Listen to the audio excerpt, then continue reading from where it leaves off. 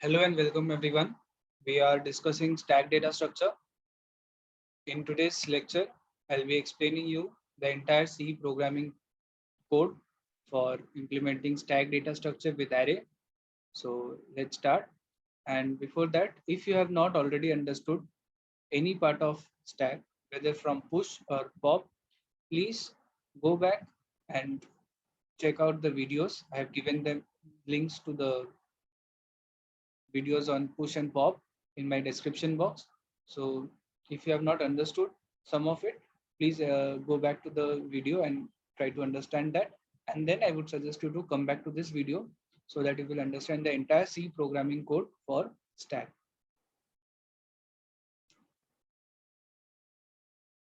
In my previous lectures, I've explained already the C code and algorithm for push and pop. In today's video, I'll be summing up all of them, and also I'll make an event-driven or menu-driven program to display to demonstrate you the push pop functions as well as display and peek functions. Display and peek function I didn't make separate videos because they are not very important and they are not very complicated also. They are easier to understand, and that's why I will explain display and peek in this video only. So stay tuned. So I'm using here Dev C++ 5.1. You can also use some other C compilers. If you face any issue in such compilers, you can write to me in my email chetri9161@gmail.com, or you can also write in the comment box. I will be happy to help you. So starting with a C program, first let us use the header files. So I'll be using hash include stdio.h. I have already done the entire program in a more user friendly and in a more formatted way, where the output will be in a better presentation. So after I've explained you this video, I will also give the link to that file that I will be uploading in my Google Drive, and from there you can download it. I will also demonstrate the output of that file also, but first let us pay attention to this program. So here we are using only one header file stdio.h for printf and scanf only. Then we will be declaring all the variables that we require. So first let us declare the array of size 100 with the name s, but we don't need 100 spaces. We will take the size as n, which we will put some value to it, and then obviously we require the top variable, which we will initialize with -1. That's it. These three are the main variables that we require for this particular program. Now, what are the functions that we want? What are the operations that we will use in this particular program? They are void push, which accepts an integer variable, void pop, void display,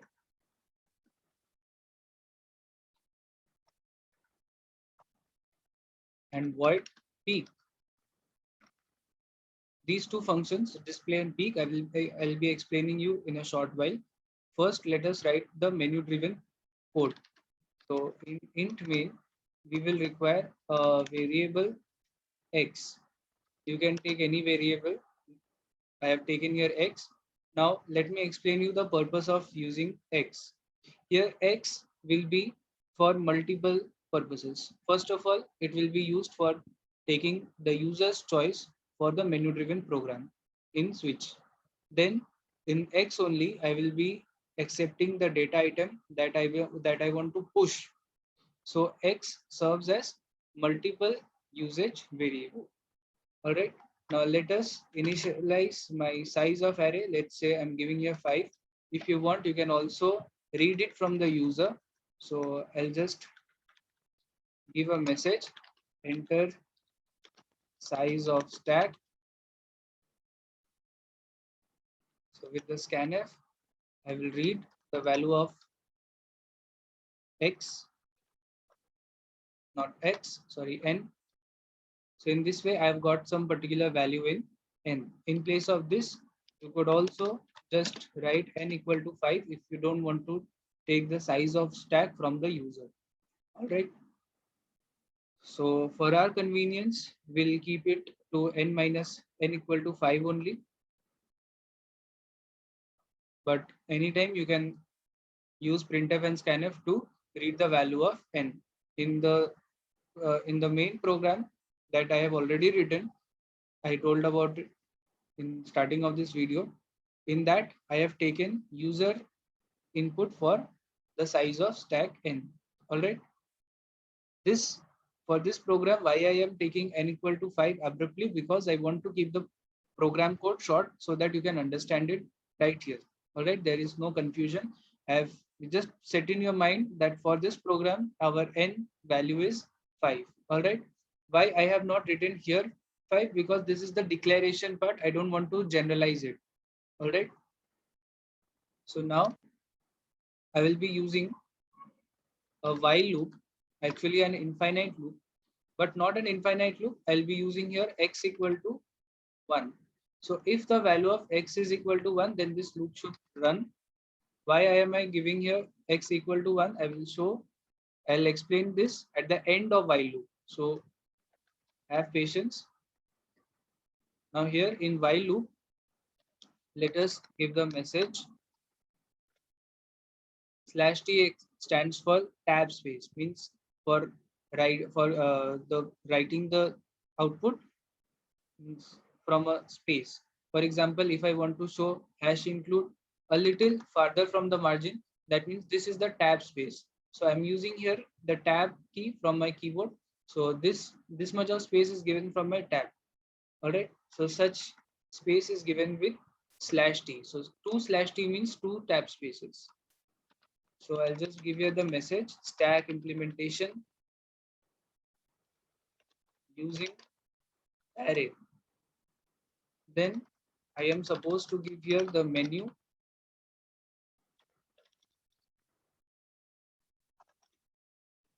I'm trying to keep minimal presentation over here so that I can make the students focus on the working only. All right. Once you understand the working, you can go to the main or the designed program where you will find much more things than this program. Display and then peak. All right. So these are the 4 options that are given to the user. Now I'll ask the user to enter your choice.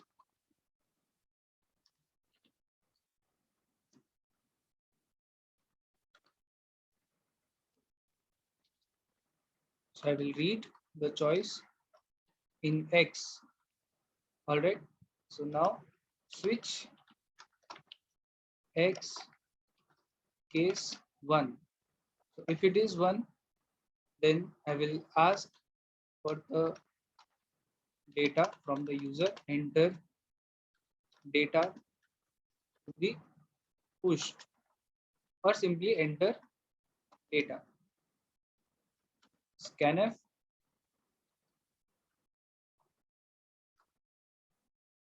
Even this I will copy it in X, and in the push function I will send X. I will display the effect of push here only. So I'm using the display function here. Case 2. I just want to give here a message that I'm popping something. So I'm writing here printf popping. This line is inessential. I just want to show in the output screen that I'm popping something, because as you know, in the pop I've written only 2 lines of code. All right. Then after popping, I will show the effect in the stack. That's why I've written here display. Case 3. If I just want to display, and case 4, if I just want to peek. Default printf from choice. All right. Now if after that I want the user to continue with the stack program, so I'll just give here a message, enter 1 to continue. Means if the user enters 1, then this while loop will run once more, and then you can do repeatedly push, pop, display, peak, whatever you want. But if you enter other than one, anything else, then the program will end. So be careful.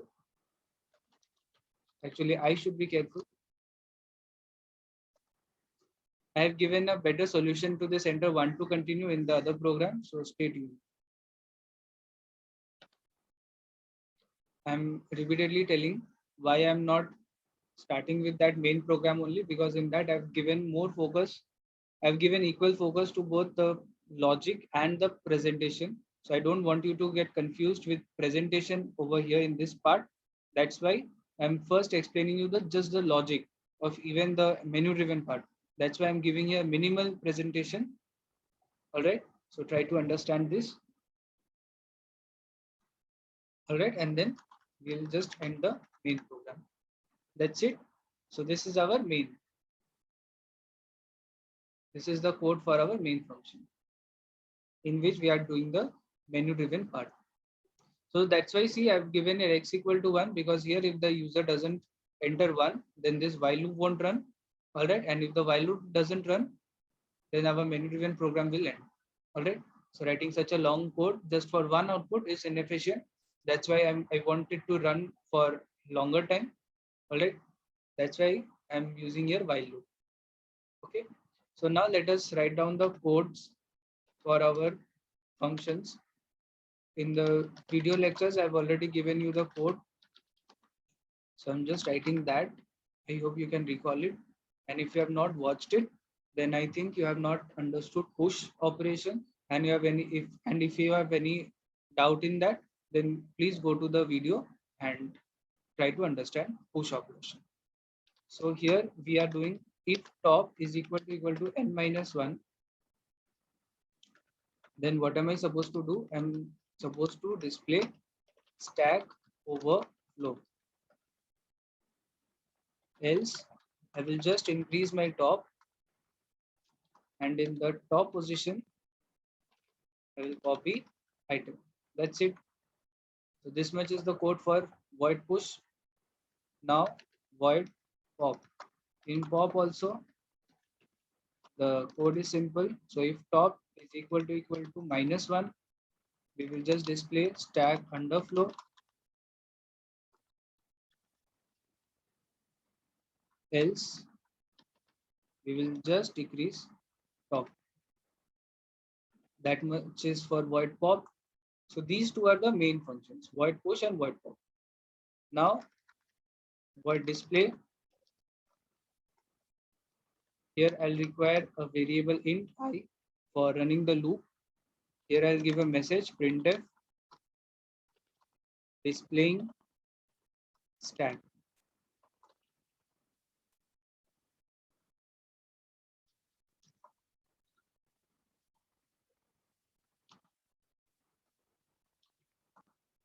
As you all know that top gradually increases from 0, 1, 2, 3. So I can expect that at some particular point of time, the value of top is more than 0. That's why I'm given here I greater than equal to 0, and I'm decreasing I by minus minus. And then I will just print the particular data item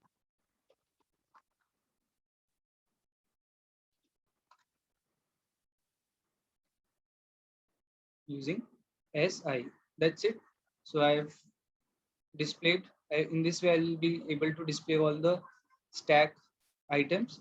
And finally void peak.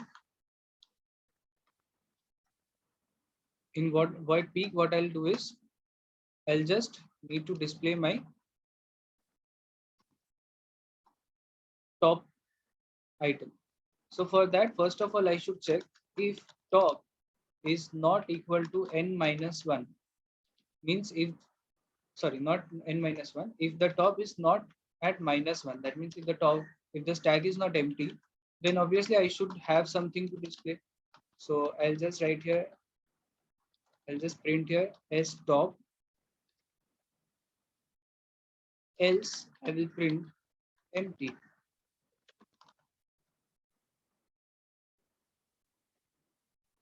That's it. And during peak here, I can also give a message printf peaking. Just like in popping, I gave a message. Over here in peaking, also I'm giving here a message.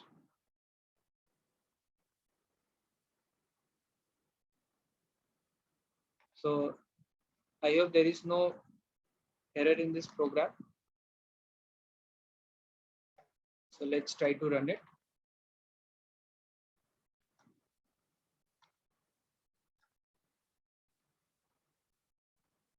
I'm just giving here a name. As you can see, if I write a stat, already so many two programs will come. The stack C is the program I was talking about, right? Which is having a better presentation than this simple program.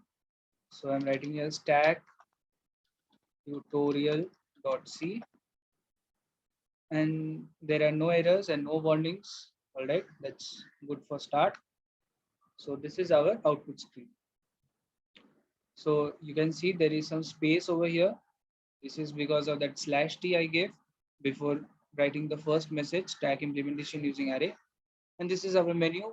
Number 1 push, 2 pop, 3 display, 4 p, and it asks for enter your choice. So if I enter here 1, all right, let's see for display what happens. Displaying stack, see there's nothing, so it's not displaying anything. Then I'll enter 1 to continue. Then let's try pop. So it's showing popping stack underflow. And because I gave the displaying stack, so I gave the display function. So it is again starting with this displaying stack, and that's also empty.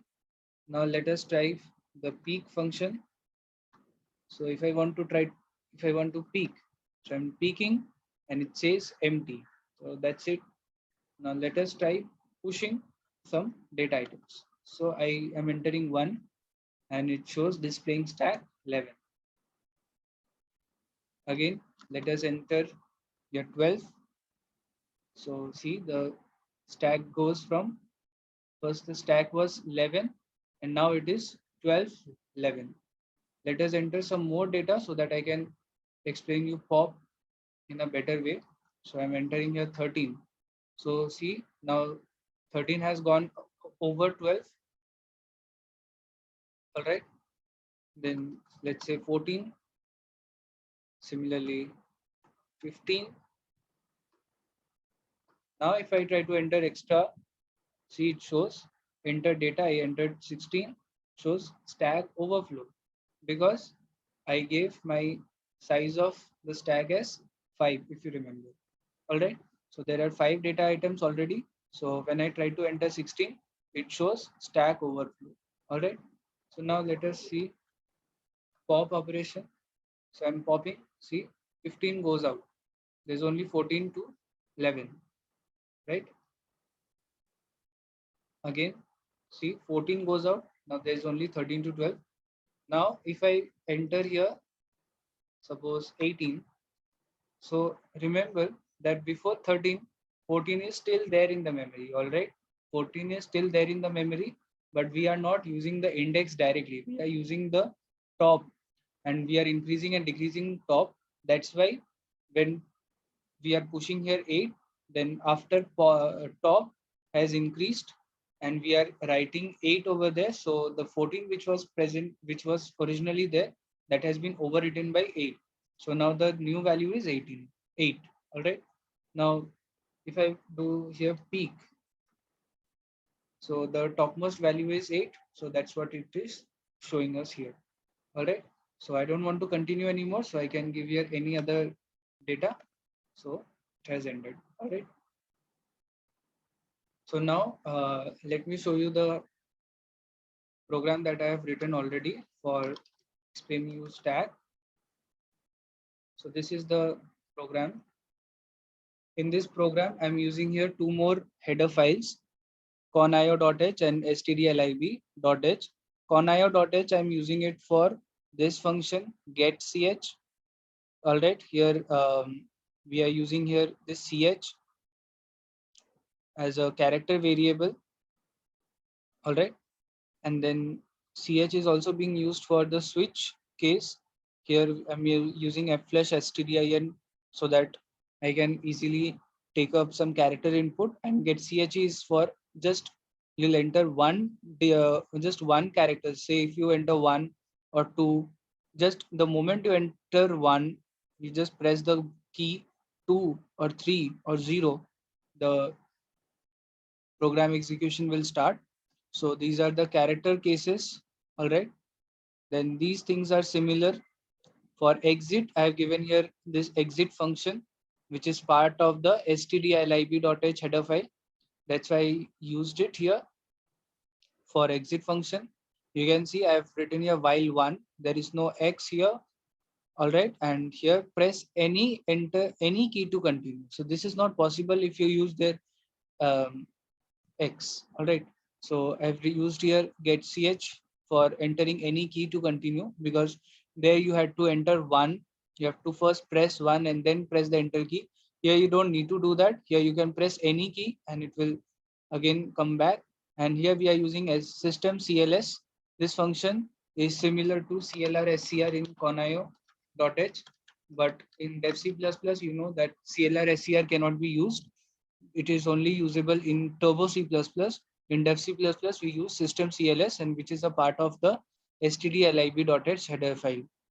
All right. Then in the void push, I have just added one more line that I have pushed the top variable.